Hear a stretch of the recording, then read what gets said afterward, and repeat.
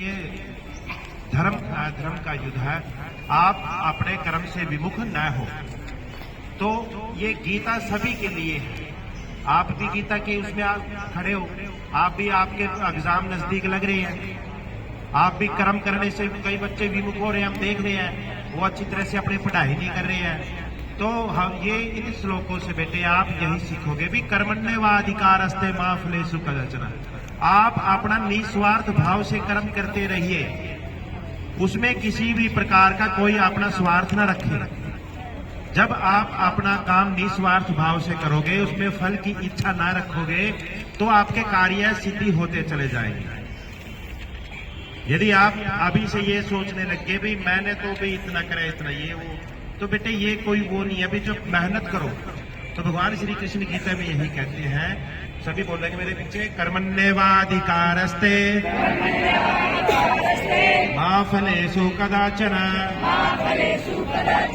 मा कर्म फल हेतुर्भुर् मा ते संगोस्तव कर्मणि।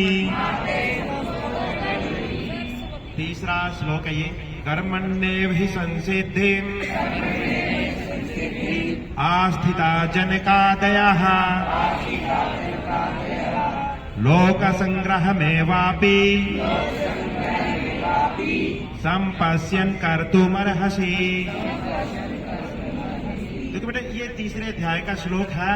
इस श्लोक में कहा गया है कि भी कर्मण्येव ही संसिद्धि, कर्म के द्वारा ही सिद्धि को प्राप्त किया जाता है, बिना कर्म किए नहीं किया जाता। यदि आप सोते हुए स्वप्न देख रहे हो ना, जागते हुए भी देख रहे हो, भी आप अपने बिस्तर पर लेट रहे हो और लेटने पर आप ये सोचते हो भी ये कर दूंगा मैं, इतने ये कर दूंगा, ऐसा कुछ नहीं होता। जिस प्रकार सोए हुए शेर के मुख में हिरण स्वयं नहीं आता, शेर को भी अपनी भूख मिटाने के लिए शिकार करना पड़ता, भाग दौड़ करनी पड़ती है, एक जंगल से दूसरे जंगल से तीसरे जंगल, पता नहीं कहां कहां घूमना फिरना पड़ता है। तो इस पृथ्वी पर जितने भी प्राणी है बेटे, चींटी देख लो, चींटी भी सारा दिन अपना भोजन उसके पास स्वयं थोड़ी आएगा, वो भी एक भगवान की एक रचना है। तो बेटे बिना कर्म करे कुछ नहीं है। यदि आप सोच रहे हैं ना भी बिना कर्म करे कुछ मिल जाएगा, वो तो सिर्फ आपका एक भ्रम है, एक स्वप्न है जिसकी जिंदगी में आप जी रहे हो। जो भी अध्यापक, कभी कोई अधिकारी या किसी भी व्यक्ति को देखोगे, खुद अपने माँ बाप को देखो बेटे, दिन भर मेहनत करके, आपकी माँ को देखो घर में वो मेहनत कर रही है, पिताजी बाहर मेहनत कर रहे हैं और आपके लिए कमा कर लाते हैं। भाई मेरा बेटा सुबह जल्दी उठे, उठने पर उसे गर्म पानी भी चाहिए नहाने के लिए, भोजन की भी व्यवस्था करते हैं वो। यदि आपकी तरह आप नहीं पढ़े और माँ बाप भी कुछ ना करे, तो फिर क्या होगा? अंतकाल जल्दी ही आ जाएगा।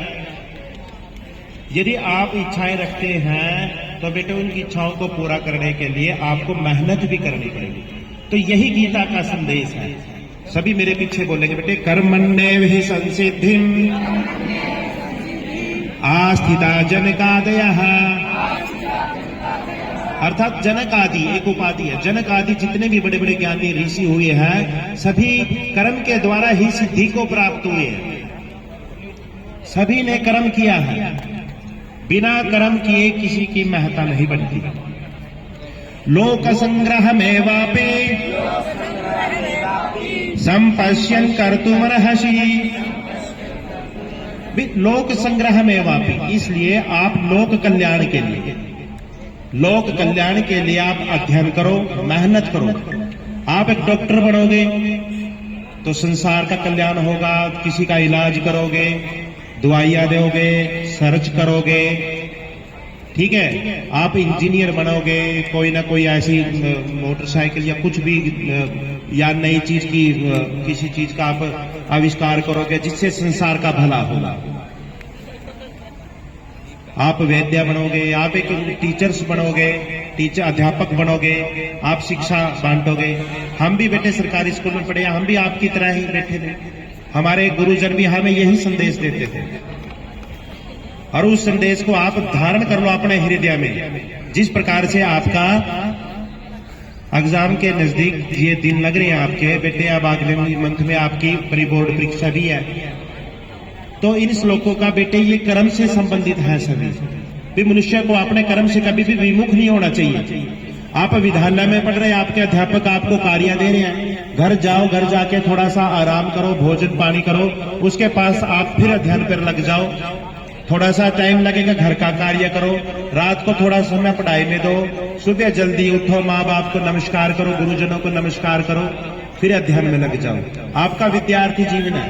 कहते हैं ना, विद्यार्थी ना कुतो सुखम, विद्यार्थी को सुख नहीं है, और सुखानु ना कुतो विद्या, और सुख चाहने वाले को कभी विद्या नहीं मिलती।